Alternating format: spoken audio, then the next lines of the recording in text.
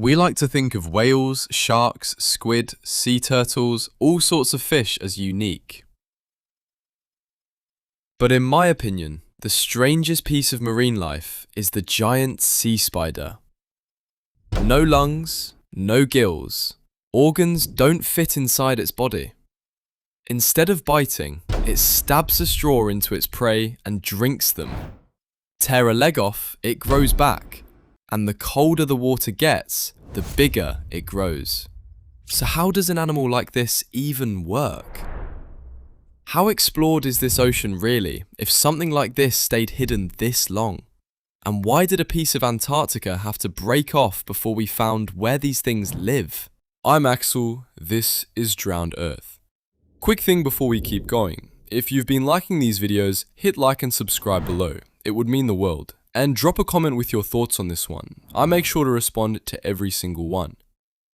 7 things about this animal shouldn't work. Let's start with the name, because the name is a lie. This is a sea spider. Scientists call the group Pycnogonida and the modern branch Pantopoda, which means all legs. But it's not a spider. No fangs, no venom, no silk, no web. Think about you and a shark. Same family. You both have a skull, a skeleton, and one animal way back that you both came from. But that split happened so long ago, almost nothing about you matches anymore. That's the distance between a sea spider and a spider. And the split came long before the first spider existed. For a long time, nobody could even agree where it belongs. Every insect, every crab, every scorpion, every spider belongs to one giant group. The arthropods. Hard shell on the outside instead of bones on the inside. Legs built in jointed sections. The sea spider has all of that. It should slot straight in. Then you look closely. The mouth is wrong. The front limbs are wrong. The back end is barely there. So one camp of biologists argued something extreme. This animal sits outside the whole arthropod group. Every jointed leg animal on Earth on one side and the sea spider on the other. Now look at the body. Not the legs, the body. There's almost nothing there. The middle section, the part that would be your torso, is barely thicker than the legs coming off it. And every animal has to put its organs somewhere. Yours sit in your chest. A sea spider has no room. So it put its organs in the legs. Its stomach doesn't stop at the body, it branches, and one branch runs down each leg to the end. So when it eats, it's digesting food inside the limbs it's standing on. The reproductive organs go out there too. In a lot of species, the eggs grow in the legs and leave through openings there too. Cut one open and you'd find stomach, eggs, and muscle packed into a tube thinner than a pencil lead. It's less an animal with legs, more a set of legs sharing a mouth. Now the part that gets people. In most sea spider species, the male carries the young. He's built for it. An extra pair of legs that never touch the ground called ovagers, and their whole job is childcare. Once the eggs are fertilized, he gathers them up, glues them into balls, and carries them under his body for weeks, sometimes months. Hundreds of eggs, sometimes thousands. He carries them while he walks, while he feeds, while he hides. Some species keep carrying after they hatch. That's the small ones. The giants are where it gets good. The Antarctic giants, the dinner plate ones this video is about, were first written up in the 1880s. For the next 140 years, nobody saw one breed. Not once. Everyone assumed they carried their eggs like the small ones. Nobody had watched. In 2021, a team from the University of Hawaii collected mating pairs, put them in tanks, and watched. The giants don't carry anything. One parent, they think the male, glues thousands of eggs onto the seafloor and walks away. Within weeks, algae grow over the top, and the whole patch looks like ordinary rock. That's why 140 years of searching found nothing. The eggs were in plain sight, camouflaged. The paper came out in 2024. It doesn't eat the way you'd expect either. No bite, no jaw at all. What it has is a tube on the front of its face called a proboscis, and in some species, that tube is longer than the rest of the animal. It works like a straw with a pump on the end. So it walks up to something soft and slow, an anemone, a sponge, a sea slug, a hydroid colony, which is a clump of tiny animals related to jellyfish that grows on rock like fuzz. It pushes the tube in, muscles inside mash the tissue into slurry, and it drinks. And most of the time, the thing it's drinking from survives. It takes what it needs and moves to the next one, a predator that mostly doesn't kill.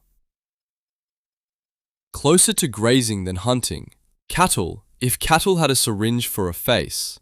Almost every sea spider on Earth is tiny, a few millimeters across, living in seaweed, in tide pools, under docks. You've probably walked past thousands and never noticed one. Then you go somewhere cold. And they get big. In Antarctica and in the deep sea where the water is just as cold, they reach 70 centimeters leg tip to leg tip, dinner plate, and then some. Same body, same family, scaled up until it looks like something that shouldn't be allowed. It's called polar gigantism, and it isn't only sea spiders. Cold water at both ends of the planet keeps producing oversized versions of animals that are small everywhere else. Sea spiders are the poster animal for it. The leading explanation is oxygen. Cold water holds more of it, and a cold body burns through it slower. This animal can only grow as big as its oxygen supply allows. Make the water cold and you lift the ceiling. So in the coldest, darkest, least forgiving water on the planet, this thing doesn't shrink to survive, it doubles. Which raises a question, if it's that big, how is it breathing? Every animal solves the same problem. Oxygen in, carbon dioxide out. You use lungs. A fish uses gills, which are just a big folded surface full of blood vessels with water running over it. Same trick, more surface, more oxygen. A sea spider has neither. No lungs, no gills, no breathing organ anywhere in its body. Oxygen soaks in through the outside of the animal, straight through the shell, and carbon dioxide leaks back out the same way. That's the whole system. And now the legs make sense. If your surface is your lung, surface area is oxygen, and the long thin tube is a huge amount of surface for very little animal. The reason it can be all legs is the same reason it has to be. One more piece. In you, a heart pushes blood and the blood carries oxygen around. This animal has a heart, but it's weak. In 2017, researchers measured what it actually does. It moves fluid around the middle of the body and the tops of the legs. It never reaches the rest.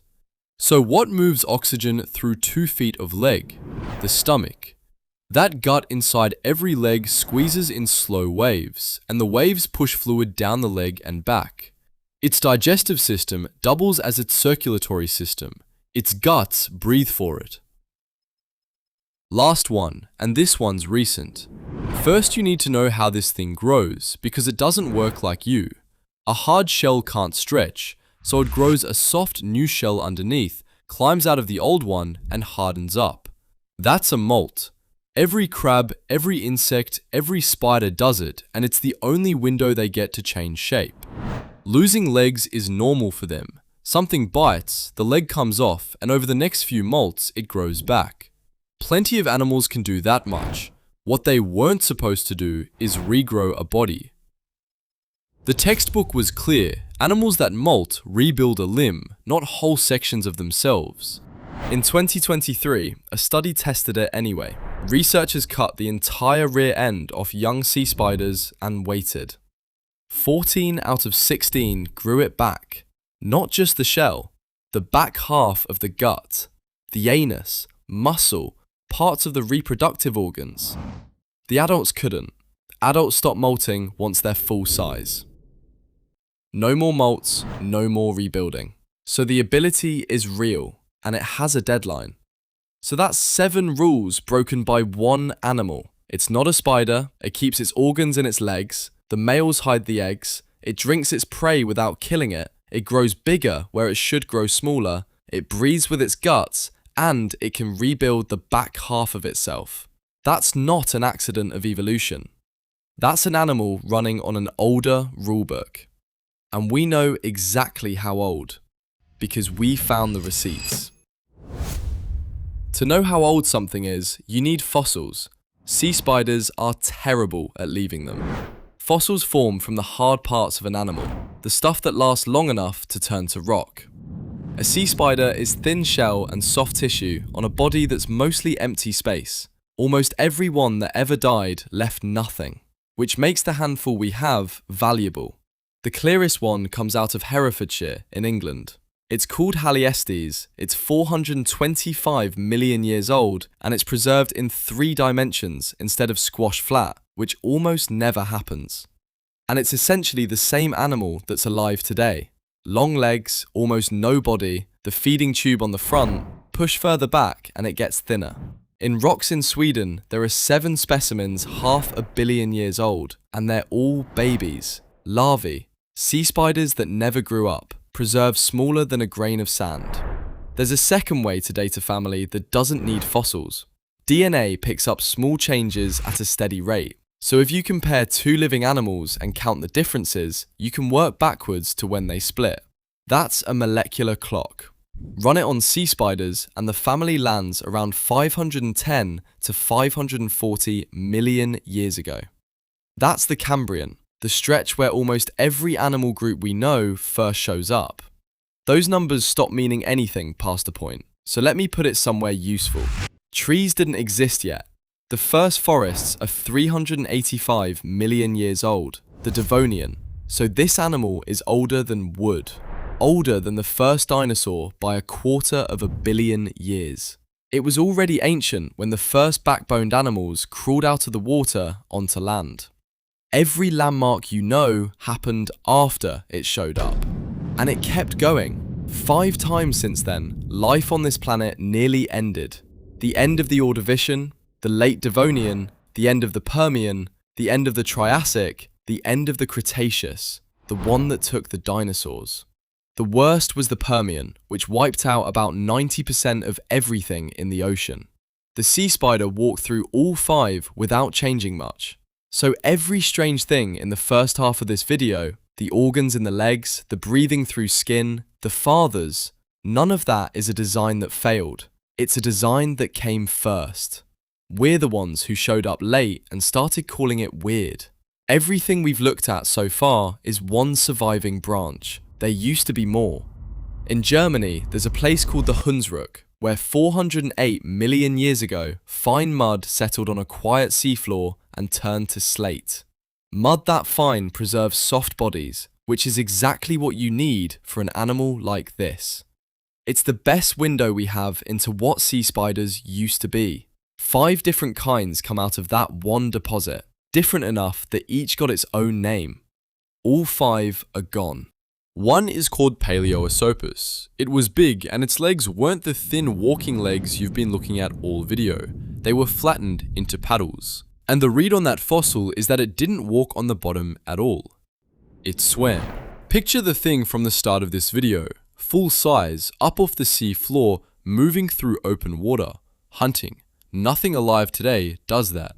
Another is Flagellopantopus, with a long whip trailing off the back. No living sea spider has anything like it. A third from the same rocks, Pentapantopus, appears to have had 10 legs instead of 8. There's also a pattern in those fossils that's easy to miss. The old ones had a real back end, a tail section built in segments, sometimes tipped with a spine. The modern ones don't. That whole part has shrunk to a stub. Evolution didn't just prune branches off this family tree, it pruned the back end off the survivor. The swimmer is gone. The whip-tailed one is gone. The 10-legged experiment is gone. The one branch that made it through was the one crawling on the bottom, keeping its head down, changing as little as possible. Which means the animal we've spent this video calling the strangest thing in the ocean is the careful one, the boring branch. The genuinely strange sea spiders died 400 million years ago, and we only know they existed because of that patch of German mud. And even the boring branch we can't explain. So how much of this animal have we actually seen? There are about 1,350 known species. A lot of them are known from a few individuals in a museum drawer, collected once, decades ago, never seen alive. Some of the deep ones have no eyes. For a lot of them, we have a body, a location on a map, and nothing else. No behavior, no feeding, no breeding. Now, the argument itself. For a century and a half, biologists couldn't agree on one basic question. Where does this animal sit on the family tree?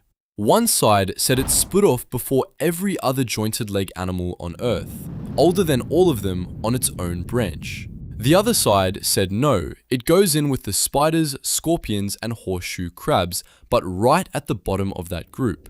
DNA settled it. The second side won.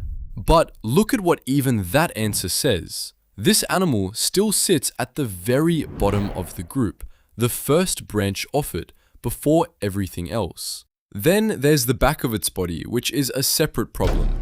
Every arthropod body is built from segments laid down one after another, and there are genes whose job is telling each segment what to become.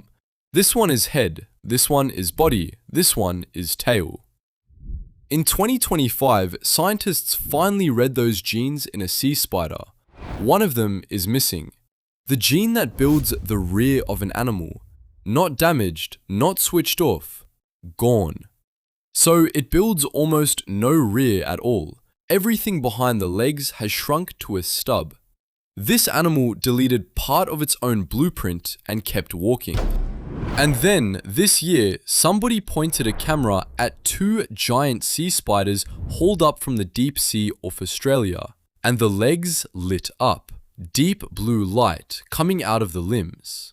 Animals making their own light is common down there, but it had never been recorded anywhere in this family.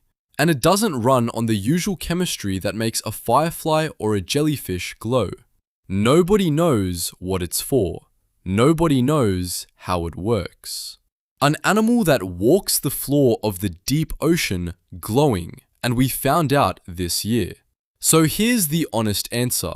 We can describe them, we can't really watch them. And the biggest ones on the planet live in the one place we almost never get to look, sealed under a lid. Then, last year, the lid cracked.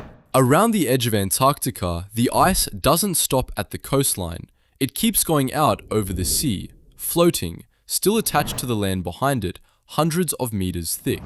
Those are ice shelves. Every so often, a piece breaks off the front and drifts away as an iceberg. On the 13th of January 2025, a piece broke off the George VI ice shelf. They named it A84. 30 kilometers long, 17 wide, about the size of Chicago. That part isn't rare. What's rare is a research ship being close by when it happens. The Falkor 2, run by the Schmidt Ocean Institute, changed course and got there 12 days later. That made them the first humans to see that patch of seafloor. Not the first to study it, the first to see it, because for centuries, 150 meters of solid ice had been sitting on top. Nobody expected much. Think about what that place was, sealed under ice, no sunlight, nothing growing. And nothing sinking from the surface either, because there was no surface. In the ocean, almost everything eats food falling from above. Cut that off, and you should get bare rock. They sent down a robot on a cable, driven from the ship, to 1,300 meters and spent 8 days looking. What came back was a thriving, established old ecosystem. Corals, sponges big enough and slow-growing enough that some may be centuries old. Which means they were sitting there in the dark long before anyone knew that seafloor existed. Anemones, icefish, an octopus, and giant sea spiders walking around completely at home. Some of what they brought back is suspected to be species we've never described. There's a problem with that ecosystem, and the scientists said so out loud. Something has to be feeding it. That much life needs nutrients, and this was sealed under ice, a long way from open water with no sunlight. The best guess is meltwater moving nutrients under the shelf. The honest answer is, nobody knows. And this keeps happening. When the Larsen B shelf collapsed in 2002, there was a community living underneath it. When iceberg A74 broke away in 2021, same story. Every time the ice fails and we get a look, there's a world under there. And every time, the sea spiders are already in it. So nothing about this animal is normal. It keeps its stomach in its legs, it breathes with its guts, the males hide the eggs, it grows biggest where the water is coldest, it glows in the deep, and we can't say why. And it's been doing all of it since before there were trees on this planet. But normal came later. This isn't a broken spider. It's one of the oldest working designs on Earth, still running in the one place we hardly ever look. And they're still down there right now. We still don't know what the glow is for. We don't know how their larvae cross entire oceans. No one has ever watched the giants breed in the wild. The deep keeps most of its answers. A84 was one crack in one shelf in one part of Antarctica. There are dozens more shelves down there, and every one of them has a floor underneath it that no one has ever seen. Thanks for watching. Thank you all so much. There's a lot more down here. See you next time on Drowned Earth.